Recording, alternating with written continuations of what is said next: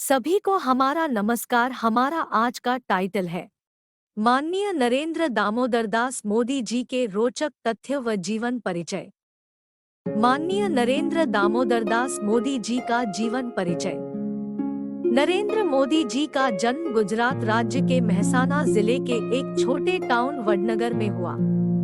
जब इनका जन्म हुआ था तब यह बॉम्बे में था, किंतु अब वर्तमान में यह गुजरात में स्थित है। नरेंद्र मोदी जी के परिवार की आर्थिक स्थिति अच्छी नहीं थी। इनके पिता एक सड़क व्यापारी थे, जिन्होंने अपने परिवार का पालन पोषण करने के लिए काफी संघर्ष किया था। मोदी जी की माता एक गृहिणी महिला है। मोदी जी ने बचपन में अपने परिवार का समर्थन करने के लिए अपने भाइयों के साथ रेलवे स्टेशन में और फिर बस टर्मिनल में चाय भी बेची। मोदी जी ने अपने बचपन के दिनों में ही कई कठिनाइयों और बाधाओं का सामना किया था, लेकिन अपने चरित्र और साहस की ताकत से उन्होंने सभी चुनौतियों को अवसरों में बदल दिया। इस तरह से इनका शुरुआती जीवन काफी संघर्षपूर्ण रहा था। नरेंद्र दामोदर दास मोदी भारत के 14वें प्रधानमंत्री हैं, जिन्होंने 2014 में और फिर 2019 में भारतीय जनता पार्टी की प्रभावशाली जीत का नेतृत्व किया। मोदी के बारे में एक दिलचस्प तथ्य यह है कि वह पहली बार विधायक के रूप में गुजरात के मुख्यमंत्री बने। इसी तरह वह पहली बार सांसद के रूप में सीधे भारत के प्रधानमंत्री बने। 2019 में बीजेपी की बहुमत से जीत के लिए मोदी को श्रेय दिया जाता है, और यह साल 1984 के बाद पहली बार हुआ। मोदी 8 साल की उम्र में आरएसएस के संपर्क में आए और यहां से संगठन के साथ एक लंबा साथ शुरू हुआ। वो साल 1985 में बीजेपी में शामिल हो गए।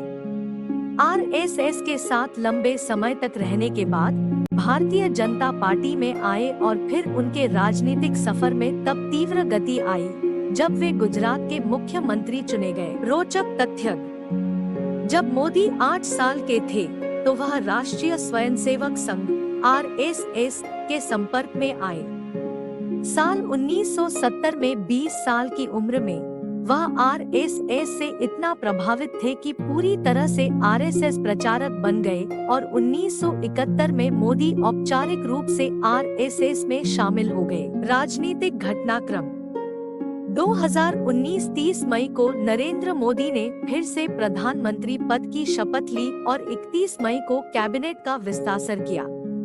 पीएमओ के अलावा department of atomic energy, ministry of personal, public grievances and pension, department of space और वो सभी मंत्रालय स्वयं के पास रखे जो किसी अन्य मंत्री को आवंटित नहीं हुए। वर्षवार राजनीति विवरण: 1975 में आरएसएस द्वारा नरेंद्र मोदी को गुजरात लोक संघ समिति का महासचिव नियुक्त किया गया था। आपातकाल के दौरान गिरफ्तारी से बचने के लिए मोदी को अंडरग्राउंड होने के लिए मजबूर होना पड़ा। वह सरकार का विरोध करने वाली पैम्फलेट की प्रिंटिंग में शामिल थे। 1978 में वे आरएसएस के संभाग प्रचारक बने। सूरत एवं वडोदरा में होने वाले संघ के कार्यक्रमों में वे बढ़-चढ़ कर हिस्सा लेने लगे। 1979 में वह आरएसएस संभाग प्रचारक बन गए। सूरत और वडोदरा के क्षेत्रों में आरएसएस गतिविधियों से जुड़ गए। वह दिल्ली में आरएसएस के लिए काम करने गए, जहां उन्हें आपातकाल के इतिहास के बारे में आरएसएस के संस्करण का शोध और लेखन के लिए रखा गया था। 1985 मोदी को आरएसएस ने बीजेपी को सौंपा था। बाद में 1987 में मोदी ने अहमदाबाद नगरपालिका चुनाव में बीजेपी के अभियान को व्यवस्थित करने में मदद की और बीजेपी ने चुनाव में जीत दर्ज की। 1986 एल के आडवाणी के बाद मोदी भाजपा के अध्यक्ष बने। उस समय आरएसएस ने बीजेपी के भीतर अपने सदस्यों को महत्वपूर्ण पदों पर रखने का फैसला किया। 1987 मोदी को बीजेपी की गुजरात इकाई के ऑर्गेनाइजिंग सचिव के रूप में निर्वाचित किया गया था। 1990 मोदी ने 1990 में लालकृष्ण आडवाणी की राम रथ यात्रा और 1991 में मुरली मनोहर जोशी की एकता यात्रा आयोजित करने में मदद की। 1995 वह भाजपा के राष्ट्रीय सचिव चुने गए और नई दिल्ली चले गए। उन्होंने हरियाणा और हिमाचल प्रदेश के चुनाव अभियान का नेतृत्व किया। मोदी को 1996 में बीजेपी के महासचिव संगठन के रूप में पदोन्नत दिया गया।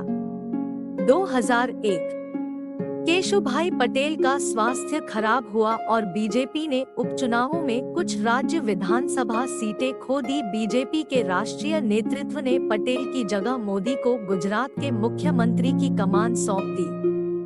7 अक्टूबर 2001 को मोदी ने गुजरात के मुख्यमंत्री के रूप में शपथ ली। 24 फरवरी 2002 को उन्होंने राजकोट द्वितीय निर्वाचन क्षेत्र में उपचुनाव जीता।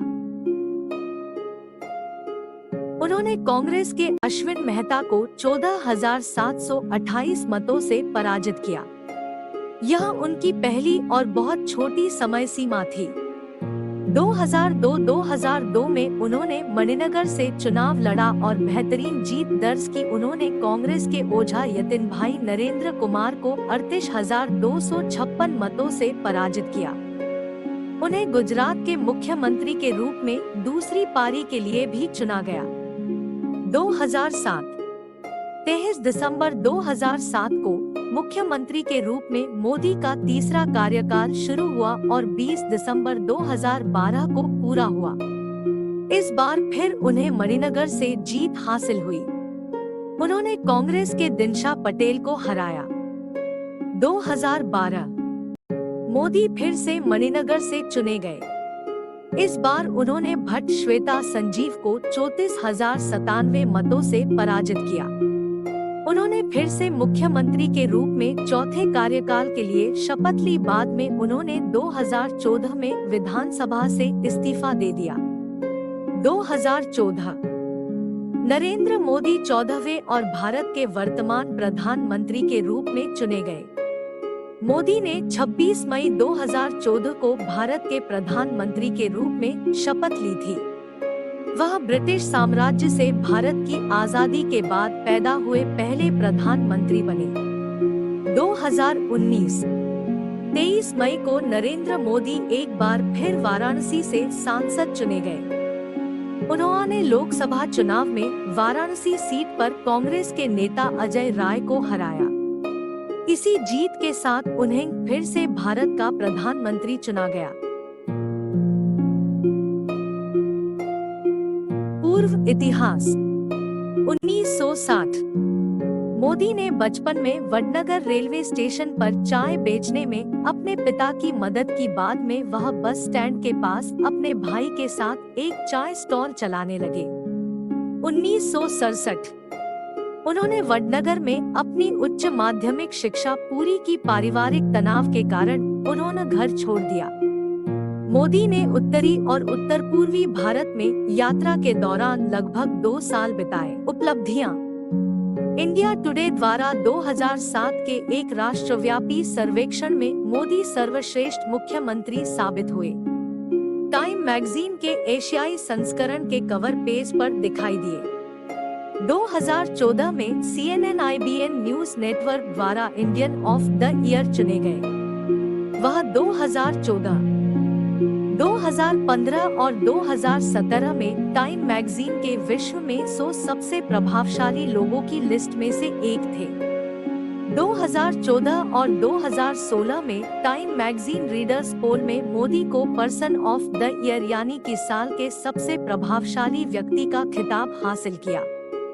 फोर्ब्स मैगजीन ने उन्हें साल 2014 में दुनिया का 15वां सबसे शक्तिशाली व्यक्ति माना। उन्हें 2015, 2016 और 2018 में दुनिया में 9वें सबसे शक्तिशाली व्यक्ति का दर्जा मिला। 2015 में मोदी फॉर्च्यून मैगजीन की दुनिया के सबसे महान नेताओं की पहली वार्षिक सूची में 5वें स्थान पर थे। अपनी प्रीमियरशिप के दौरान भारत 2018 में विश्व बैंक द्वारा बिजनेस रैंकिंग की लिस्ट में 100वें स्थान पर पहुंच गया।